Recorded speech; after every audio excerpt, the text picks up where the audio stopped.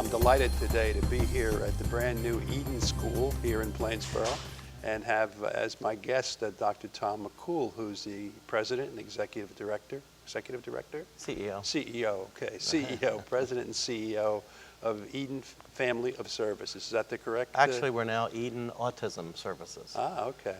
So my notes are incorrect. They are. That's all right.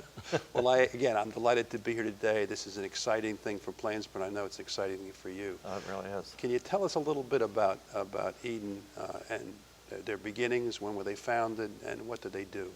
Sure. Eden was founded in 1975 by 14 families who had children with autism. They rented space, hired a couple of staff, one who's the official founder, David Holmes, and Carol Markowitz was a teacher. She started with David, and those 14 families then rented church space in Princeton. And the school grew, had a positive reputation. In the early 80s, Eden purchased a building here on Route 1, was a former telephone switching station, and made that their new school. Everybody was very excited. It was a new school. They owned it. And as those children with autism grew up, they became adults with autism, as things happen. And Eden started residential and adult employment programs here in Plainsboro and West Windsor. So right now we're serving 100 adults in our work centers, and we have about 74 adults living in our residential group homes. All of those participants, that we call them participants, are involved in employment opportunities. Some of our biggest employers are Wawa Corporation. They employ a lot of our adults. Lee Photo and Imaging, a local company here. Princeton Theater. And we do a lot of work with other small companies in the area to let them know that hiring people with autism is a good business decision. These guys really do a great job. Tom, why a new school? Tell me a little bit about what brought you to build a new facility. Well, I arrived here in March of 2005, and I had heard about Eden's plans to build a new school for years. And one of the first meetings that I had was with Dr. Shirley Tillman from Princeton University, who mentioned to me that this was something, a project that Princeton had talked with Eden about and was interested in pursuing. So in October of 2005, David Knights from Princeton came and talked with our board. And the board was very excited. David Knights was suggesting the Princeton Forestall Village site. And we decided at that time, the board did, to take this project seriously and actually start on that road. So we had a couple of sort of different areas that we decided to focus on. We formed a facilities committee that had Marie Santos chairing it, one of our parents. We had Chris Tarr and Peter Dawson and Leon Anders. They spent probably a year looking for sites. And like many times this happens, the first one you looked at was really the one you selected. But we looked at probably 75 or 80 different sites during that year. We also brought in a project manager, because none of us had the experience of a project like this. And Chuck Klein is an experienced project manager I had worked with before, so Chuck came on board. And then the really great thing that happened is Princeton University offered us a grant to help us with design and engineering. And so we hired KSS Architects, Marilee Maycock. She came and lived basically with our staff for almost a year while she did the design and the schematics. And of course, the other area that we had to really work on was finance. We didn't know how we were going to finance this project. We didn't know what it was going to cost. So I brought Joe Hess in, who was a financial consultant who had worked in tax-exempt bonds and those here to help us get positioned so that we would be able to do that. So over the course of a couple of years, we did the design. It was based on best practices for teaching children with autism. We selected this site. We finalized the drawings. And again, with Princeton University's help, we were able to get approval to sell tax-exempt bonds for this project. The project the bonds we sold were for $12 million. The project is really about 13.5 by the time we purchased the property and moved in. So we did start a capital campaign to help raise some additional money to support the school project. So it's a $7 million campaign for the school, and we're happy to report as of our ribbon cutting on December 8th, we anticipate having about 5 of the $7 million already raised. Well, that's wonderful. It's terrific that you had that kind of support. You got a lot of support from an awful lot of people, a lot of familiar names in the comments that you made, particularly the folks from Princeton and Princeton Forestall. Yes. We're delighted that you answered my second question, was why Plainsboro, but we're delighted that ultimately your decision was to come to Plainsboro and the Forestall Center here, the Princeton Forestall Village. And I have to say that Carol Markowitz, who really is our chief operating officer, spearheaded this in working with the township and went to all the meetings. It was a real education for her. It's a different process than we're used to working with Department of Education and Department of Developmental Disabilities. But she did a phenomenal job, and I think once we determined that this was the site for us, we had great cooperation from everyone in Plainsboro. Well, that's terrific. That's good to hear. I know that Princeton Forestall came to me a number of years ago and talked about this idea of bringing Eden here to the village, and we were very enthusiastic from the beginning, and delighted really to have you here in Plainsboro. So let's talk a little bit about autism. There's been a lot of it comments in the press and people. There's a lot of discussion about that. Maybe you could tell us a little bit about what autism is and some of the history of it. Okay, autism has really right now is in the forefront. It's the #1 health epidemic in this country. And so there's a lot of information out there about it. But what it really is a brain dysfunction. It's cellular growth and changes in the cell structure of the brain that really impact certain parts of the brain. And that's communication, the ability to have empathy, the ability to control speech, the ability to behave appropriately in social settings. So in the last 10 years, we've seen the incidence of autism grow from 1 in 10,000 to 1 in 100 nationally. It's amazing. The official statistics, 1 in 110, 1 in 94 in New Jersey.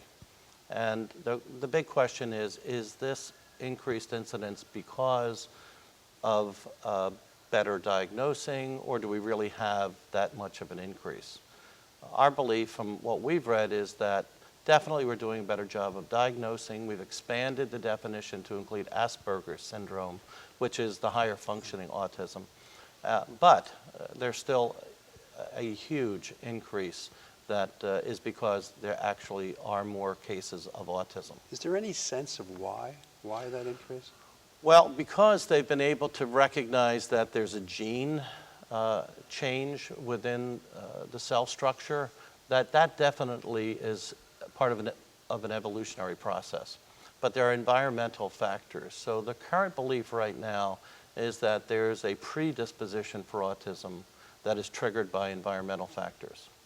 So it could be related to environmental issues then? Definitely. The onset. Now, autism usually has been diagnosed at 2.5 to 3 years of age.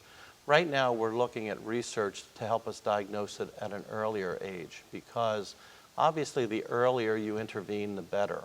So early intervention services, particularly speech services and behavior services, when they are effective, really enable many of these kids to go back to public school and to function in a regular school setting. So this is the whole purpose of your program here, basically, isn't it? Our program here is really, Eden has really lifespan services. We have children early intervention services from almost birth through 3 years old. We have our early education program from 3 through 22. In this school program right now, that's the age range that we serve. And then when those children graduate, they go into adult services. We right now have 100 of our adult participants in 2 work centers, and we have 74 adults living in our residential programs. Must be a great benefit and relief to parents of kids with autism to have that kind of facilities and services available to them. The #1 concern these parents have is what happens to my child when I'm not here to take care of them. And Eden has made the commitment to provide the services, whatever they are, whatever level of services are needed, as long as those adults are in our program. That's terrific. While this is your headquarters facility, this new school here, you really have more than this. I mean, more than just here in this central New Jersey area. Can you tell us a little bit about your other programs across the country? Sure. Eden, besides being here in New Jersey, we have 2 schools in Florida, one in Naples, Florida, and one in Fort Myers. We have a group home in Naples. We have an adult day program in Naples.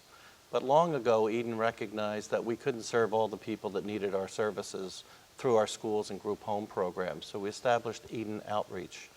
Ann Holmes directs Eden Outreach, and basically they provide consulting and assessment services. They train teachers and families to deal with children and adults with autism.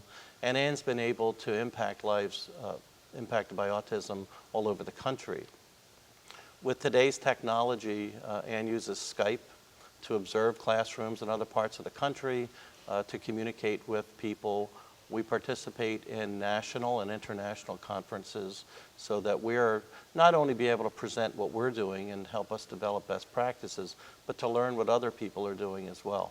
So your reach and the benefits of Eden go well beyond just the schooling of people Much here. beyond it. People kind of asked us, why do you call this your national headquarters? And it's really because with the internet, we are getting requests for information and services from all over the country and really all over the world. That's marvelous. Tell me a little bit about how parents fund the education here at Eden. Can you talk about a little bit about that? Eden School is totally funded by school districts in the state of New Jersey. Mm-hmm. The State Department of Education has a process whereby you get approved to serve children with special needs. We do a budget.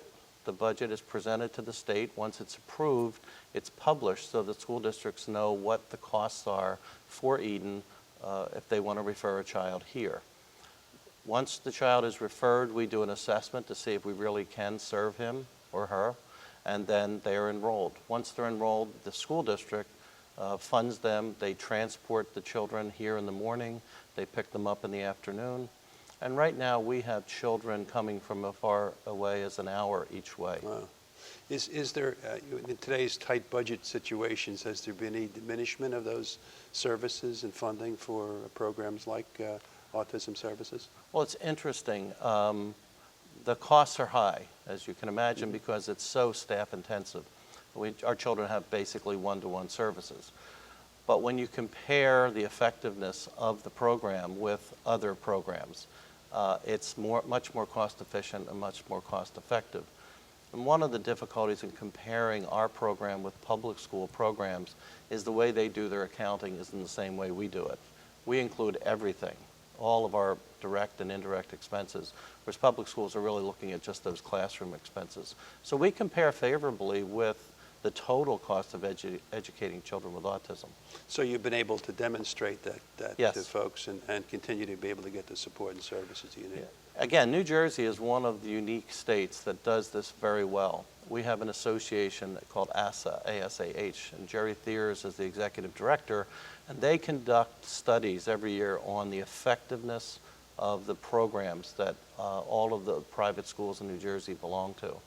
And they publish that on an annual basis, and they also do the financial reviews to make sure that we're providing accurate information to these school districts. Well, it's good to hear that New Jersey is a positive Jersey is- supporter of these types of programs. It really is. You know, I'm looking forward to a tour of your facility. You have anything else that you'd like to cover before we Well, I close think this? the greatest thing about this program is the staff at Eden are really miracle workers. They perform incredible jobs every single day. Parent after parent tells us how their lives have been changed, that they had sometimes no hope. And then they encounter an Eden staff member who takes their child under their wing, and they make a real difference in their lives. So the fact that this building was designed by and for those special children and those staff has really been great. Well, I've had an opportunity to be with a couple of events you folks had with the parents, and there's enthusiasm and appreciation for the services you provide is really terrific to see. And I know a lot of that is due to the staff that you have and to you. So we're delighted to be here and delighted to have you here in Plainsboro, and I'm looking forward to a tour. Great, we'll do the tour. I'd like to close this session and thank you for being my guest today. I look forward to being with you again at another Spotlight special in the future. Thank you.